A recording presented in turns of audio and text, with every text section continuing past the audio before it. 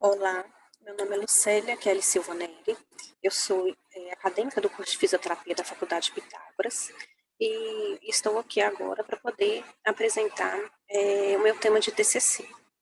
Bom, meu tema de TCC é a fisioterapia no tratamento de Duchenne.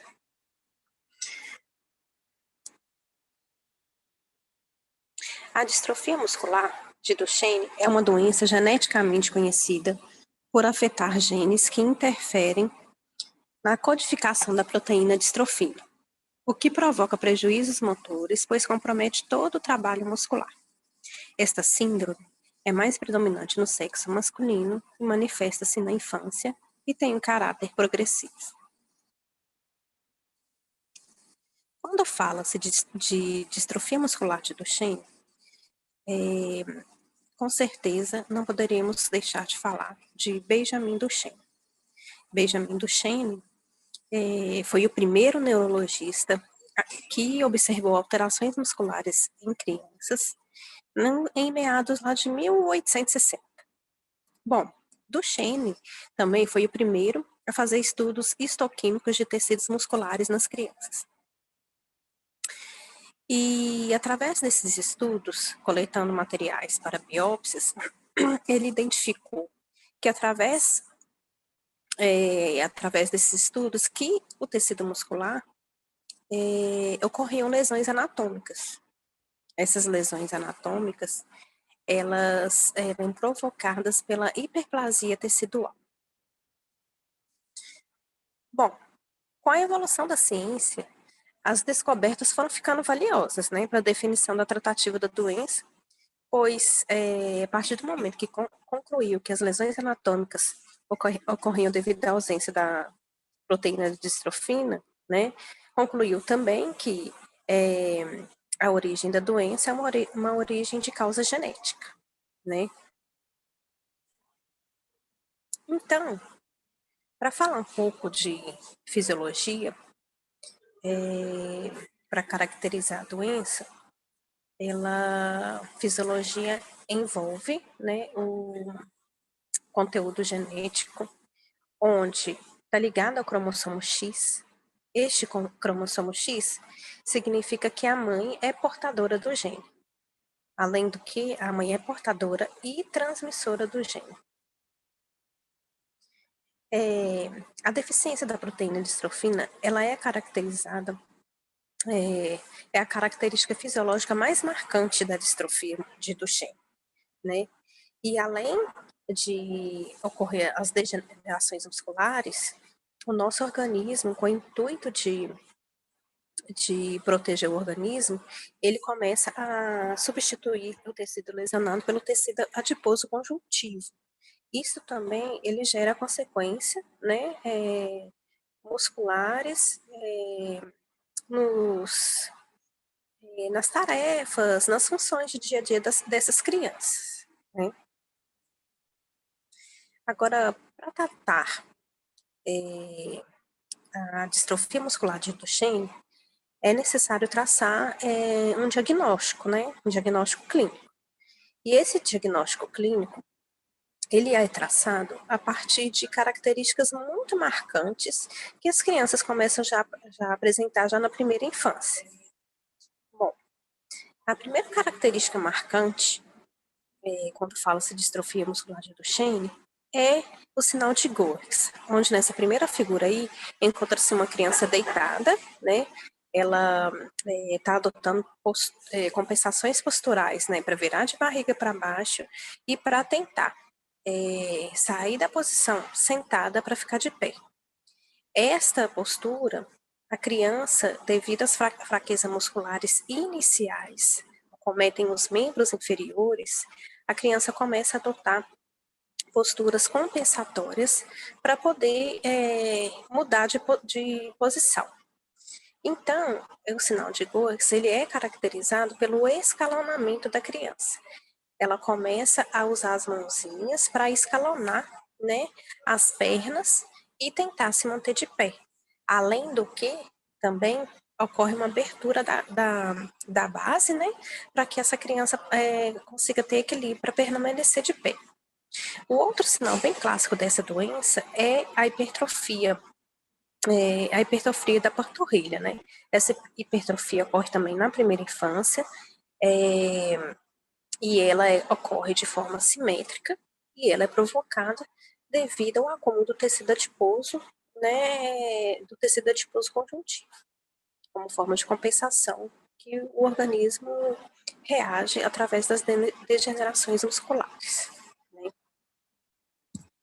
Bom, além do diagnóstico via sinais e sintomas, existe o diagnóstico através de exames, né? Um dos exames bem fidedignos para detectar a distrofia de Duchenne é a coleta de sangue, né, que vai investigar o aumento das enzimas CK e CPK. Elas geralmente no início da doença, elas se encontram aproximadamente 2.000 vezes mais aumentadas no início dos sintomas.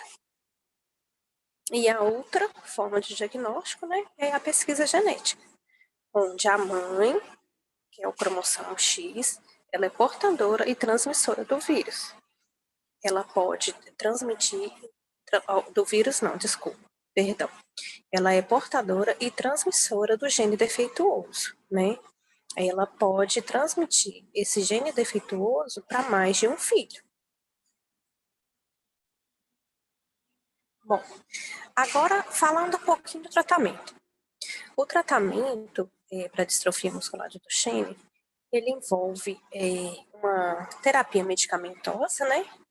Onde estudos verificaram que a creatina, a glutamina, a coenzima Q10 e a prednisona são os medicamentos que no momento têm surtido efeito, né? Efeito em qual sentido? Efeito no sentido de prolongamento da marcha, melhora da funcionalidade muscular. Por mais que esses medicamentos tenham efeitos colaterais, os benefícios são maiores. Então, ele é uma forma bastante usual de tratamento medicamentoso para essas crianças portadoras do gene, da distrofia. Agora, também tem um tratamento fisioterapêutico que ele é imprescindível já desde o primeiro momento, né? É um tratamento que envolve recursos cinesioterapêuticos, recursos voltados para órteses, né? As órteses são muito utilizadas no período noturno, e quando as crianças já estão com distrofia bem avançada e já começa a cometer musculaturas respiratórias, o uso do BiPAP, né, que é um equipamento de ventilação não invasiva, ele é indicado também. Bom, a justificativa para esse estudo envolve o questionamento da temática, né, sobre uma melhor fundamentação dos métodos empregados pela fisioterapia. Além do que, as várias modalidades terapêuticas utilizadas, né, em diversas etapas de processo evolutivo da doença. E é necessário também entender os benefícios reais, né, que o tratamento fisioterapêutico é capaz de proporcionar a essas crianças com síndrome de Duchenne.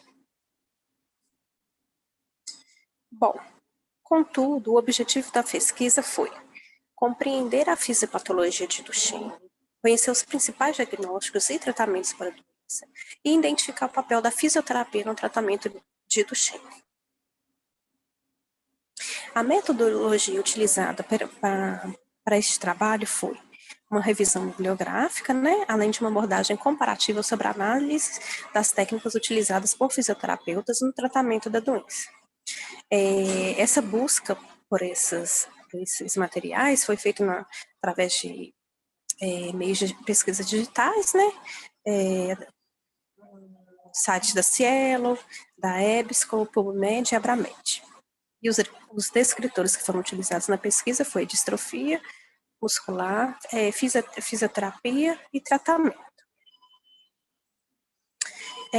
Para os critérios de inclusão, eu utilizei descritores, né, como distrofia de Duchenne, artigos científicos, a pesquisa também sobre Duchenne em crianças e adolescentes, e o tratamento fisioterapêutico em Duchenne. Os critérios de exclusão foram blogs, estudos experimentais e outros tipos de distrofia.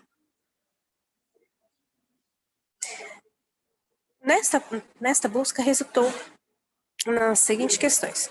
Foram encontrados 158 artigos, sendo que 152 artigos foram excluídos e 6 artigos foram selecionados. Bom, o resultado de tudo isso foi alguns foram excluídos porque eles apresentavam mais de um tipo de distrofia no mesmo artigo e outros também que não faziam parte do objetivo do presente estudo, né? Mas se tratando dos que foram incluídos, eu vou destacar o de Silva, né? Et al. De 2012 e o de Santos et al. Também de 2019. Por quê? Porque foram 2 artigos que, com objetivos diferentes, né? Falaram sobre benefícios motores, porém, um destacou a função motora em crianças que deambulam e outro destacou em crianças que não deambulam. Destacou mais referente ao uso dos corticoides. Mas, enfim, os 2 artigos têm em comum o uso, um método de forma para comparar a funcionalidade que essas crianças tinham em relação à funcionalidade muscular. Ambos tiveram crianças deambuladoras, né? Porém, um com 51 pacientes e o outro com 33 pacientes. Já nos estudos de Fresa e Ramaciotti, Fresa de 2012 e Ramaciotti de 2010, também foram artigos com objetivos diferentes, né? Mas que utilizaram de mesmos recursos, né? Testes e ferramentas para os estudos clínicos deles. Os estudos clínicos deles estão voltados para os tratamentos fisioterapêuticos, incluindo os exercícios terapêuticos, né, com exercícios ativos, isométricos e ou resistidos, utilizando métodos de testes diferenciados, mas buscando alcançar o objetivo de funcionalidade da criança. Já no artigo de nascimento do Fresa, eles também realizaram estudos, né, com crianças, já de nascimento. Foi crianças a partir de 6 a 10 anos, e de Fresa utilizaram jovens já, de 13 a 24 anos, porém, utilizaram testes e ferramentas para orientar referente a recursos terapêuticos, né, fisioterapêuticos, como as órteses, para prevenir contraturas musculares e alongamentos.